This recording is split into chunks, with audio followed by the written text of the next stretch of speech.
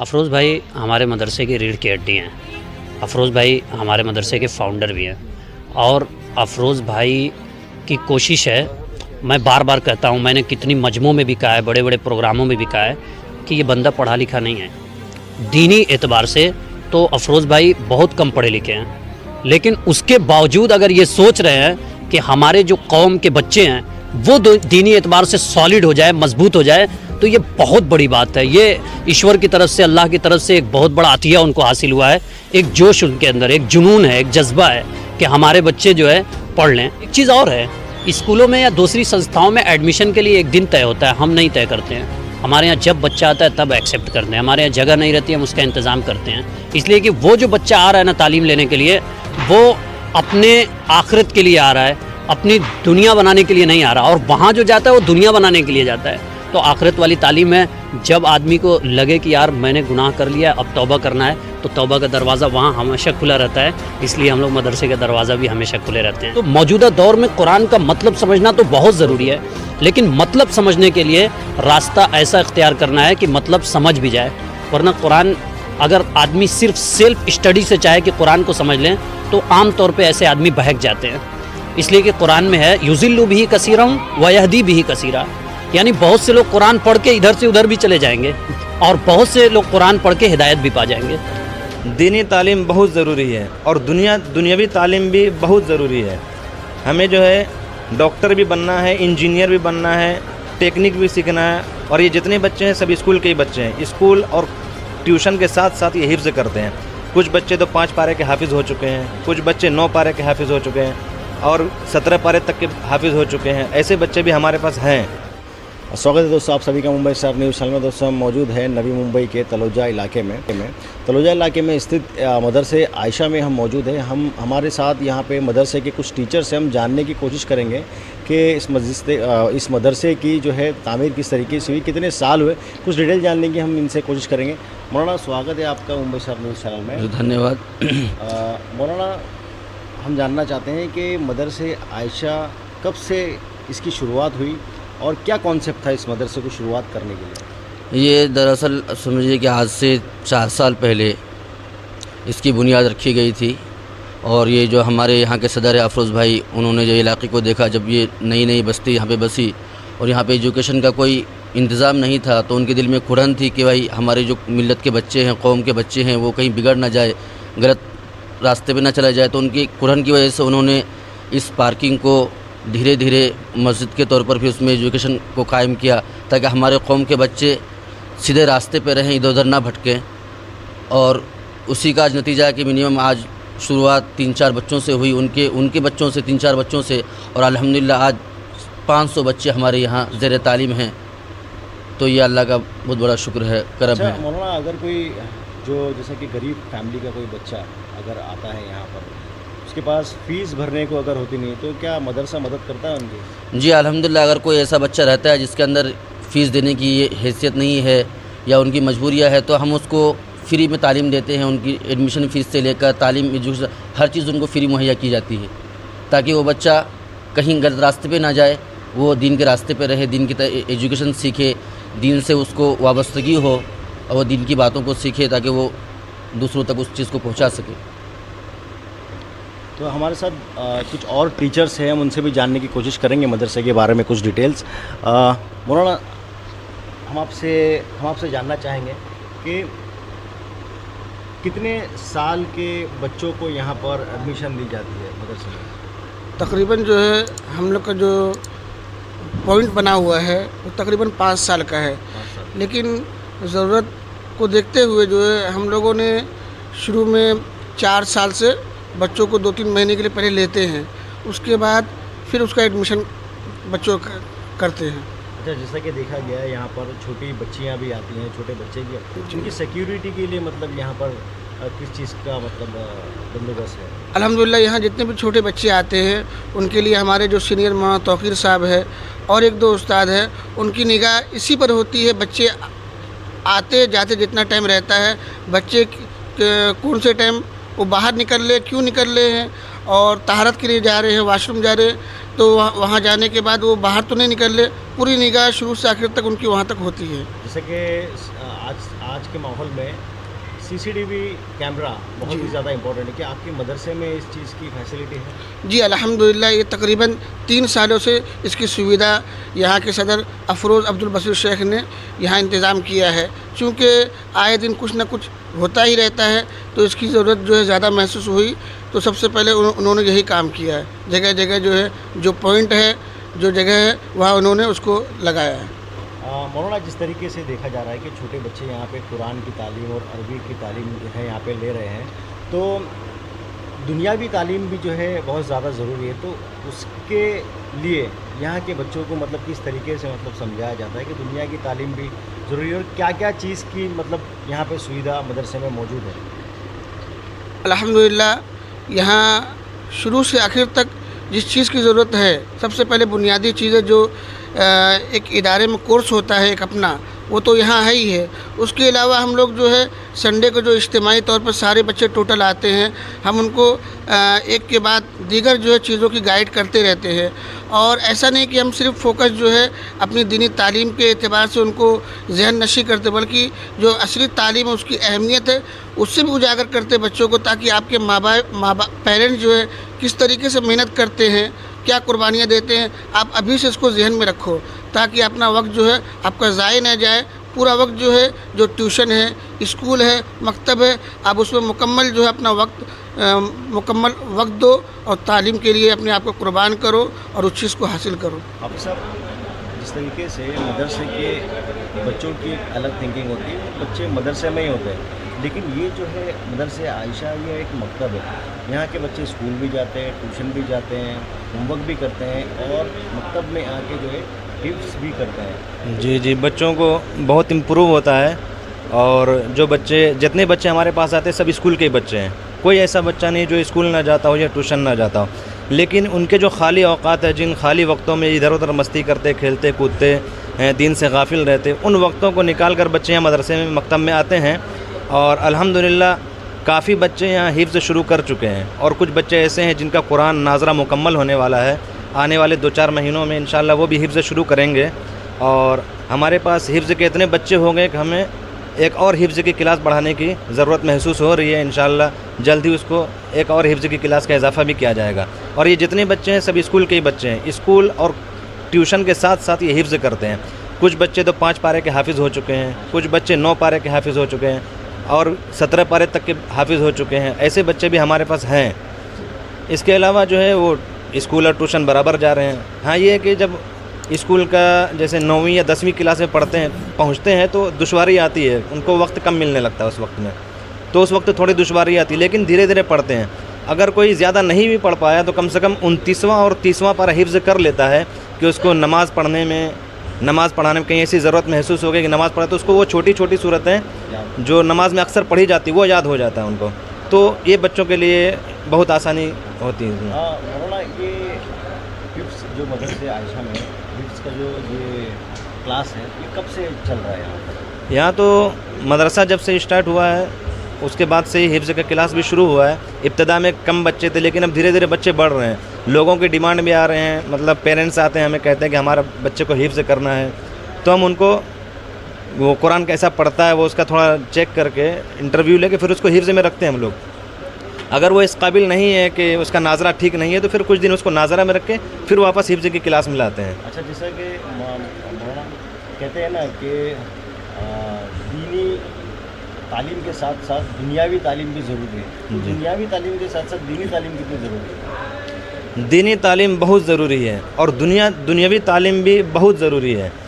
हमें जो है डॉक्टर भी बनना है, इंजीनियर भी बनना है, टेक्निक भी सीखना है, साइंस भी, सब कुछ बनना है, लेकिन उसके साथ साथ हमें दीन भी हासिल करना है। कुरान हम पढ़ना सीखेंगे, उसको समझने की कोशिश करेंगे कि कुरान क्या कहना चाह रहा है, कुरान हमें क्या कह रहा है, कुरान में क्या क्या चीज़ें मौजूद हैं, क्या क्या उसमें बताई जा रही है। जी, उसका मीनिंग भी सीख। लेकिन अभी चूँकि हिफ्ज़ की क्लास है, यहाँ मीनिंग नहीं बताई जाती है, लेकिन ये बच्चे जब बड़े होंगे, थोड़ा आगे बढ़ेंगे तो उसका मीनिंग भी पढ़ेंगे और समझने की कोशिश करेंगे कि दीन हमारा कितना अच्छा दीन है और दीन इस्लाम कितना अच्छा मज़हब है ये। अच्छा, ये एक बच्चे को अगर पूरा कुरान हिफ्ज़ करना है कितना वक्त लगता है? पूरे कुरान हिफ्ज़ करने में जैसे हम लोगों ने मदरसे में पढ़ा है 24 घंटा टाइम देके, तो वहाँ तो हम लोग को 3 से 4 साल लगता था। अब यहाँ चूँकि बच्चे स्कूल भी जाते हैं, ट्यूशन भी जाते हैं, कंटिन्यू मदरसे में तो रहते नहीं हैं, तो हो सकता है इनको 5 से 6 साल भी लग जाए। यानी कि 12वीं तक पहुँचते पहुँचते बच्चा, अगर कोई बच्चा 6ठी या 7वीं में यहाँ हिफ्ज़ शुरू किया है तो उसको 11वीं 12वीं तक पहुँचते पहुँचते हाफिज़ भी बन जाएगा इंशाल्लाह। मदरसा आयशा की शुरुआत तो तकरीबन, जैसा कि आपने इससे पहले भी हमारे टीचर से बात की थी, तकरीबन 4 साल हो गए हैं उसकी शुरुआत में। और कॉन्सेप्ट उसका यही था चालू करने के पीछे जो वजह थी, वजह यह है कि यहाँ पर मुस्लिम आबादियाँ अब तेज़ी से बढ़ रही हैं और अभी भी बढ़ती ही जा रही हैं, तलोजा में बिलखुसूस, और फ़ेज़ 1 फ़ेज़ 2 में।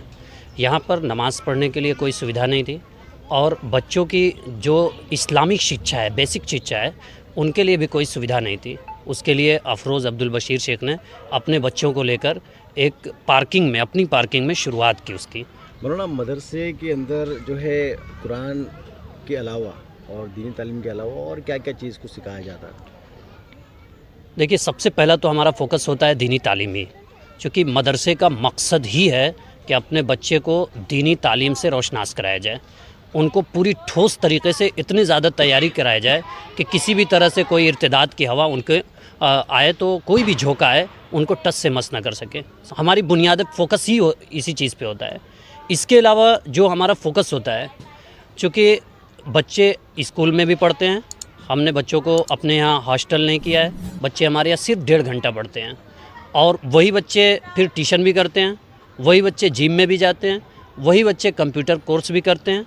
तो इसलिए वो चीज़ें, जिन चीज़ों की ज़रूरत महसूस होती थी और स्कूल और कॉलेज और ट्यूशन में उन बच्चों को नहीं मिलता था, वो तमाम चीज़ें हम उस 1.5 घंटे में देने की कोशिश करते हैं। बेसिक इस्लामिक शिक्षा तो देते ही हैं, उसके अलावा कुरान सिखाते हैं, दुआएं सिखाते हैं, लेकिन ज़िंदगी में रहने का जो तरीक़ा है, आप घर में जाएं तो कैसे जाएं, आप घर से निकलें तो कैसे निकलें, आप अपने पेरेंट्स से मिलें तो कैसे मिलें, आप अपने रिश्तेदार से मिलें तो कैसे मिलें, आप अपने रिश्तेदार में, रिलेशन में, शादी वगैरह में या किसी फंक्शन में जाए तो कैसे जाएं, यानी ज़िंदगी गुजारने का पूरा जो तरीक़ा है उसके आदाब हम सिखाते हैं।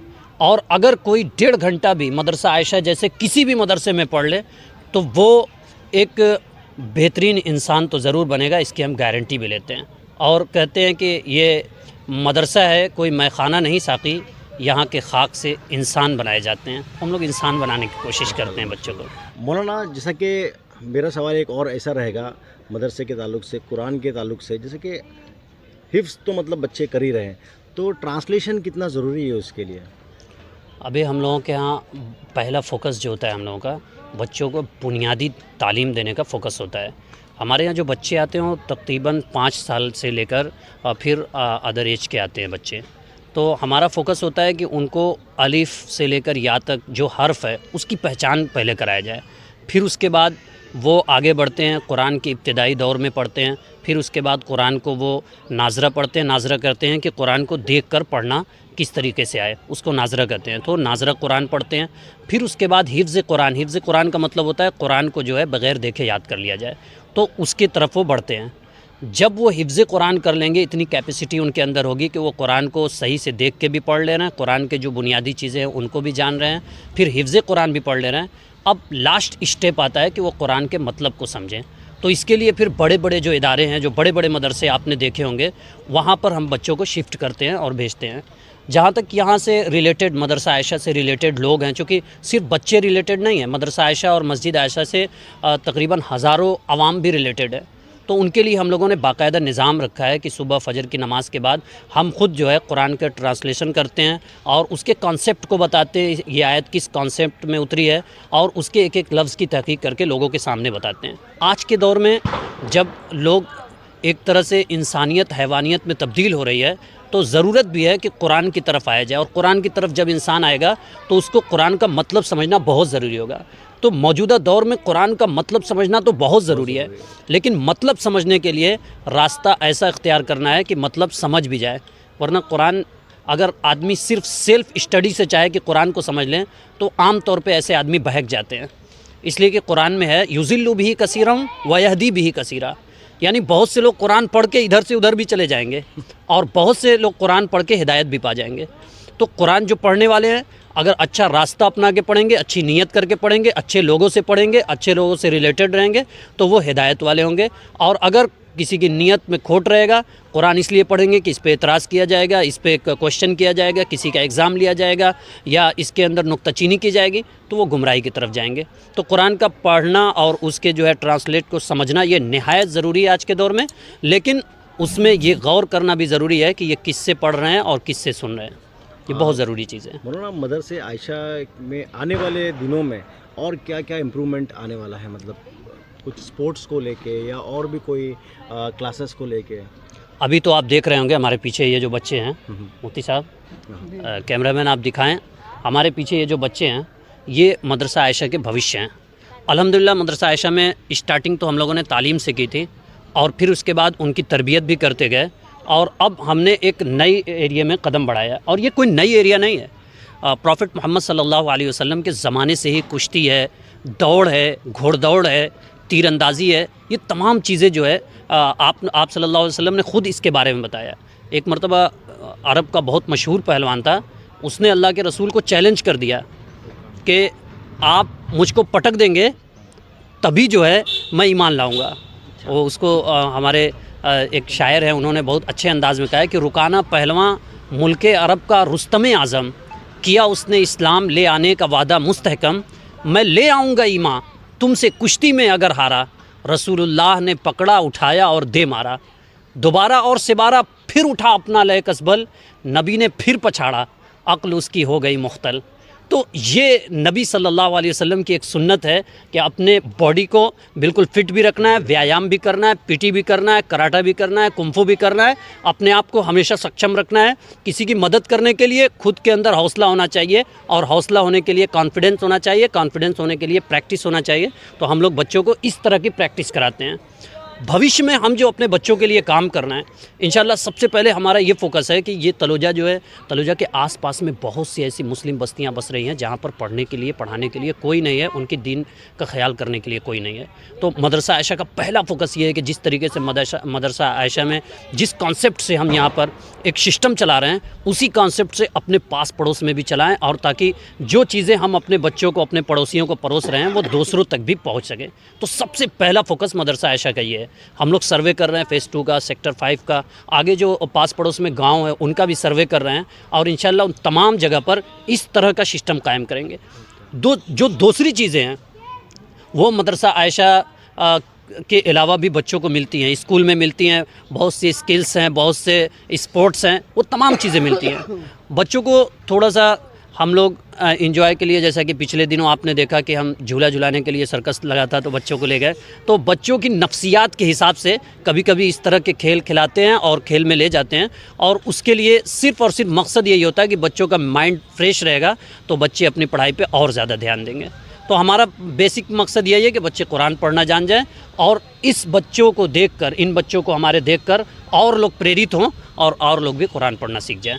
भविष्य में इंशाल्लाह हम पूरे एरिया में मकतब का एक कॉन्सेप्ट जो है, जो अपने मदरसा आयशा का है, उसका इम्प्लीमेंट करेंगे और आप देखेंगे कि सब बच्चे कुरान पढ़ने वाले, काल अल्लाह काल रसूल करने वाले बहुत जल्दी हो जाएंगे। स्कूलों में भी जाएंगे और मदरसों में भी आएंगे, और ये बच्चे अब टैलेंटेड नहीं होंगे, मल्टी टैलेंटेड होंगे इंशाल्लाह। मौलाना, फीस स्ट्रक्चर मदरसे का बताएंगे आप? फीस स्ट्रक्चर, फ़ीस का सिस्टम ये है कि चूँकि हमारे यहाँ जो सैलरी कॉन्सेप्ट है उस्ताद का, वो फ़ीस से ही पूरा का वो होता है, कम फ़ीस से ही उसको हम लोग मैनेज करते हैं।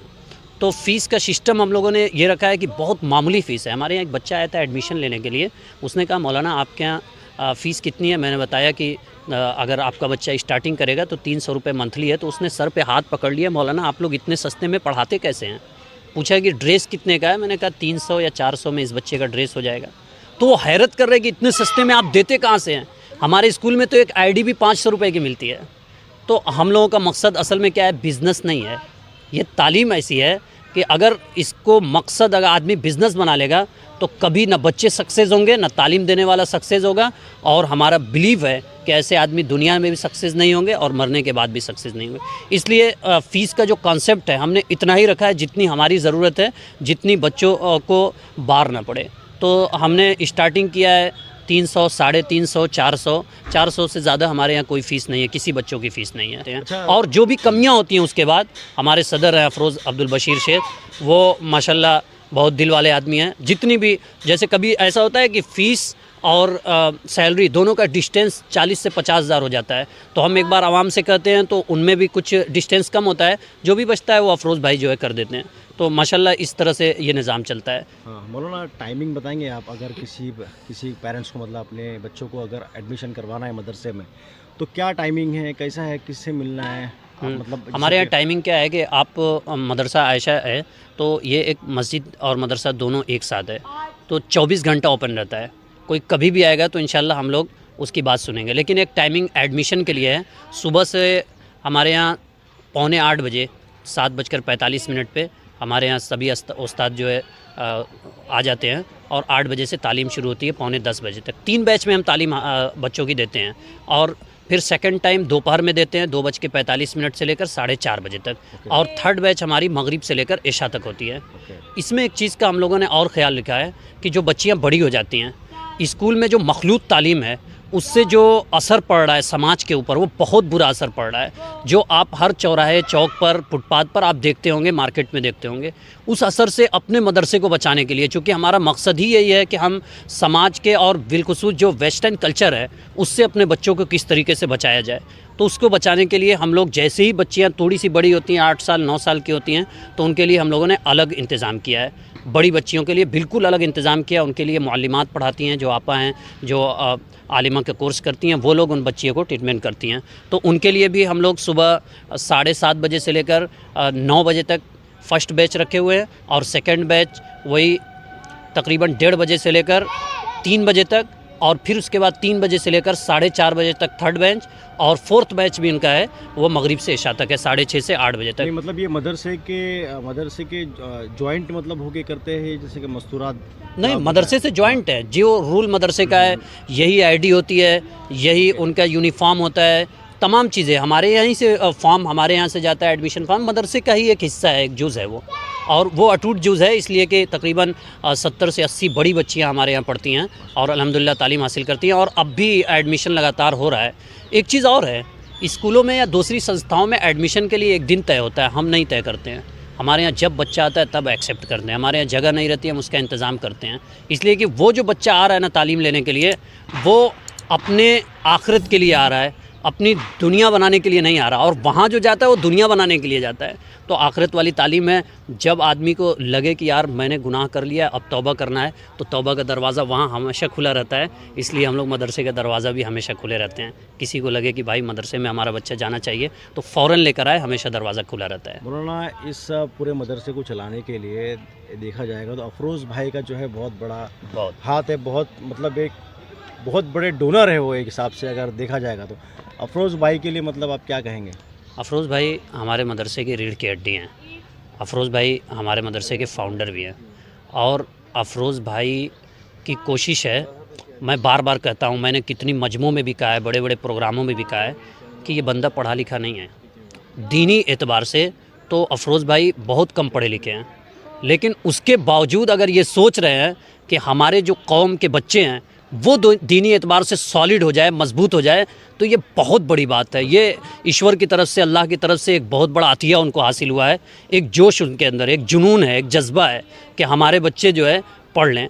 तो इस जज्बे के साथ वो बंदा हमेशा जीता है। मैं कई बार बात किया हूँ, कभी कभी आंखों से आंसू छलक जाते हैं उनके, सिर्फ बच्चों के भविष्य को लेकर, हमारे उस्ताद के भी भविष्य को लेकर बहुत ज़्यादा वो जो है मुतफक्किर रहते हैं। और इस तरह का बंदा अगर 2-4 इस एरिया में आ जाए तो इंशाअल्लाह एरिया की तकदीर बदल जाएगी। तो अफरोज़ भाई के लिए सबसे पहले मैं मदरसे के तमाम बच्चों की जानिब से, अपने असातिज़ा की जानिब से शुक्रिया अदा करता हूँ कि उन्होंने एक ऐसा कॉन्सेप्ट खड़ा किया है कि इंशाअल्लाह इस अलम को लेकर हम जहाँ भी निकलेंगे सिर्फ़ और सिर्फ तालीम और शिक्षा फैलेगी, इंसानियत फैलेगी इंशाअल्लाह।